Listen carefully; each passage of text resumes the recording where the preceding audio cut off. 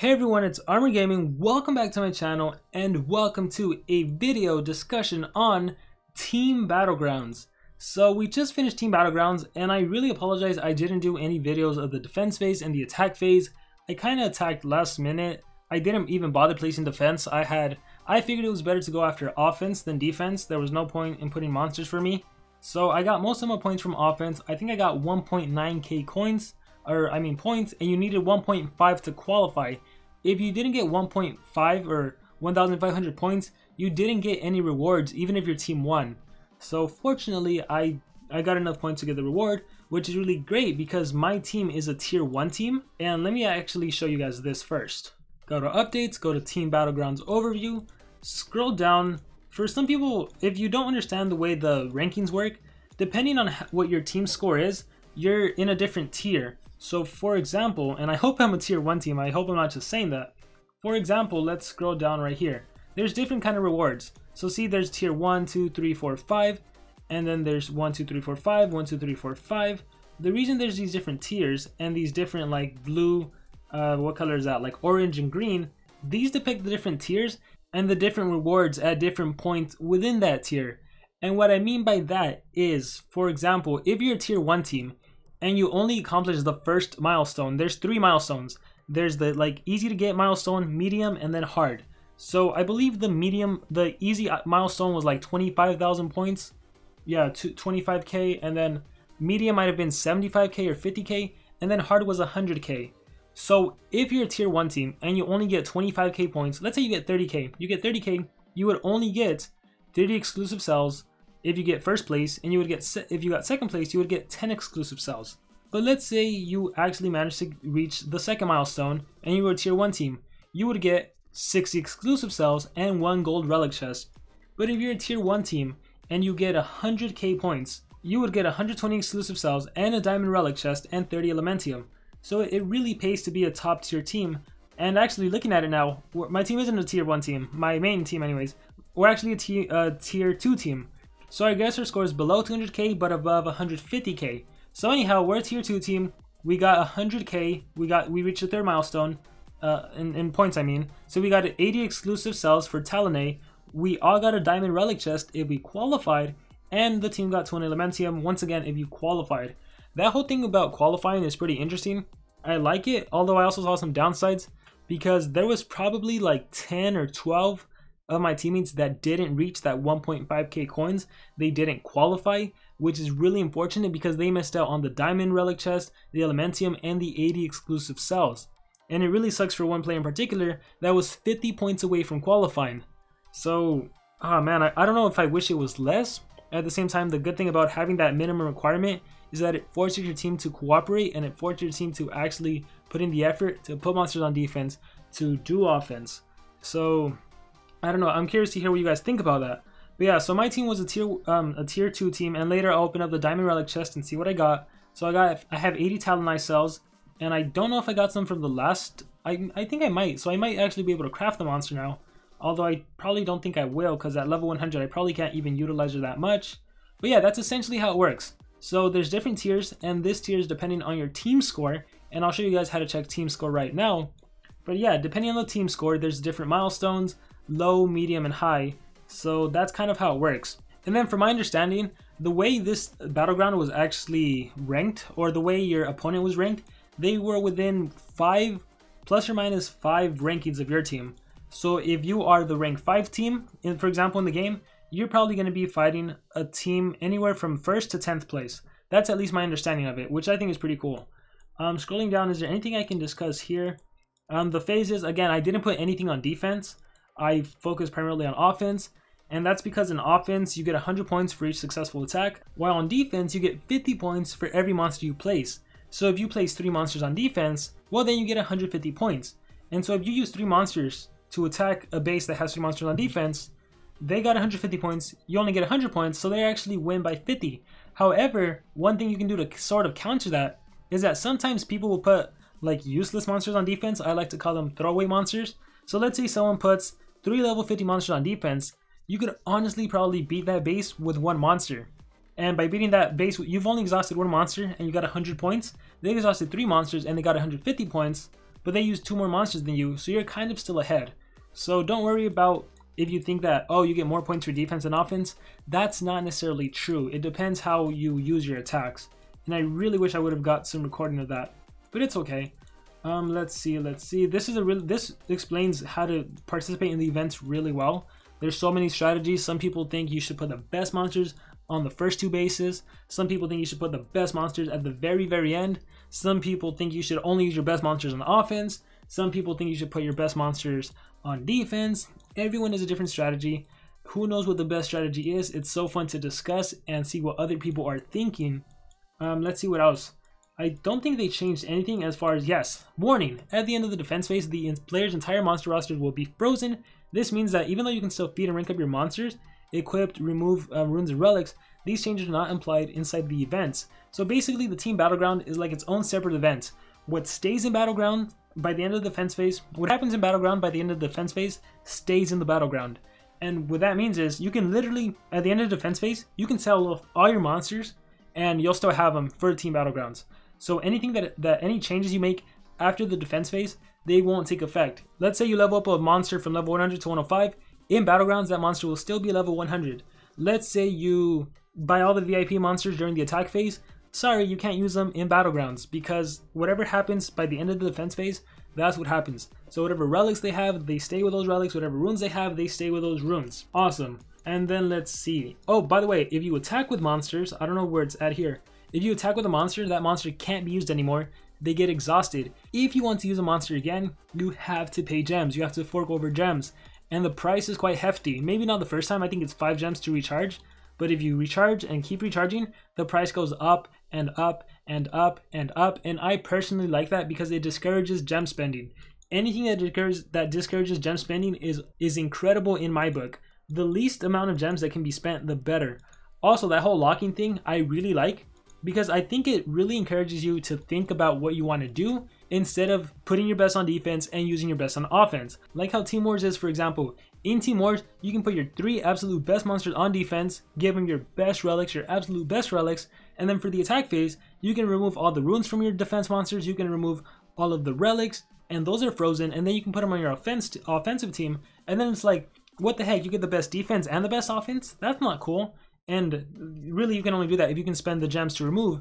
So what I really like about Battlegrounds is that you can't do that because everything's frozen. So even if you remove the relics, the runes, I'm sorry, you can't use them for your offensive monsters. So I really, really like that. And I like that you can't use defense monsters on offense for the exact same reason. It really makes you consider, do I want this monster for offense or do I want this monster for defense? What is the best choice? That's really for you and your team to figure out the best strategy.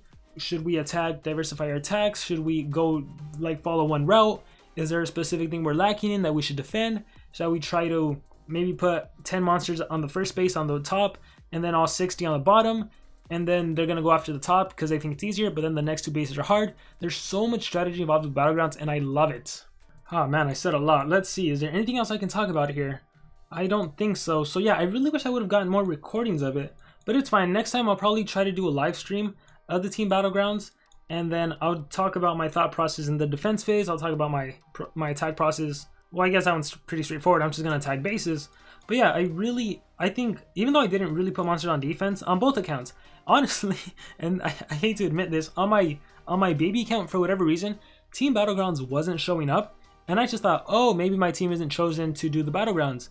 So I was only playing on my main account, and then when I got home and I went on my computer and I logged into my account, I'm like, what the heck, Battlegrounds? I only have 7 hours left to attack. So I was so dumb there. And again, luckily there were still bases for me to attack.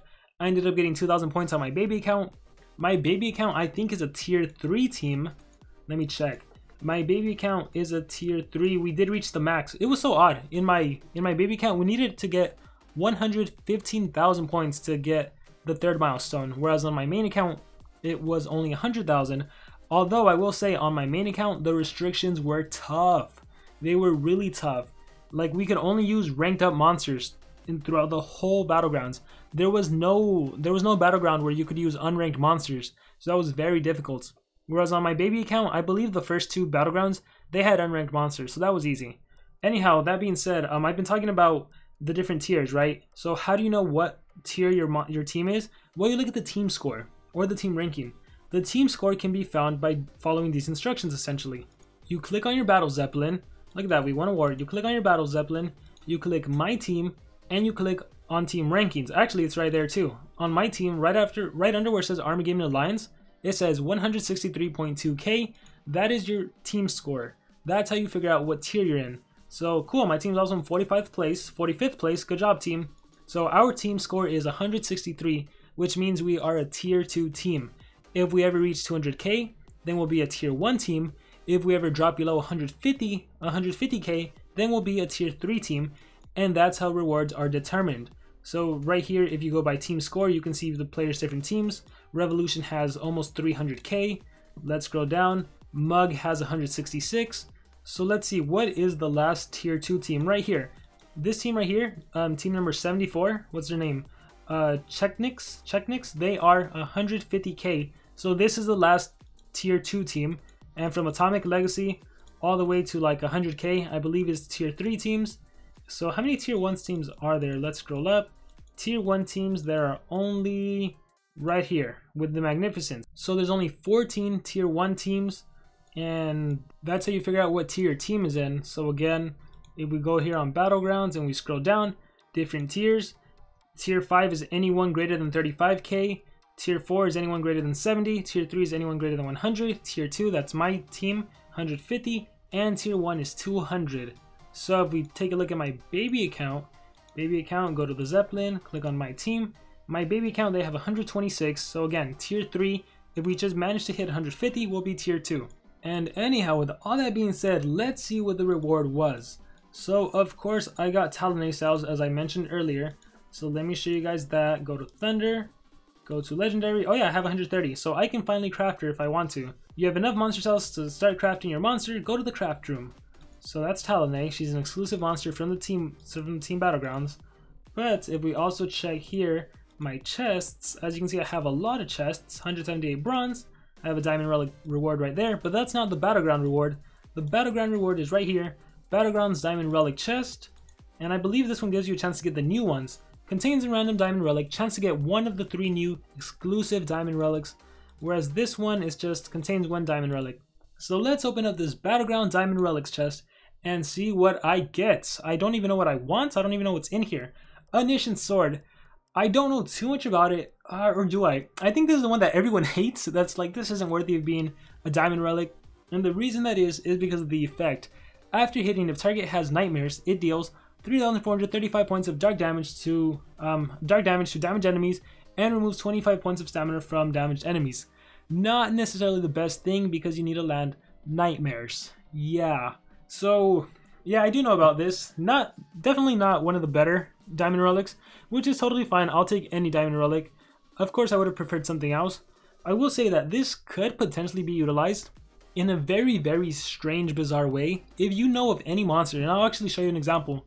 If you have a monster like Little Red Fairy Cap, any monster that can hold, but I mean, like, most players probably won't be able to utilize this, so just take it with a grain of salt. But if you have a monster like Little Red Fairy Cap, who can hold 2 swords, let me click on her.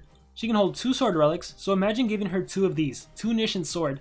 So after hitting, the target has nightmares, deals 3,435 points of damage. This is at level 1, and removes 27 points of stamina. Out of curiosity, let's just level it up a bit to see how much stamina it can drain, how much damage it can deal.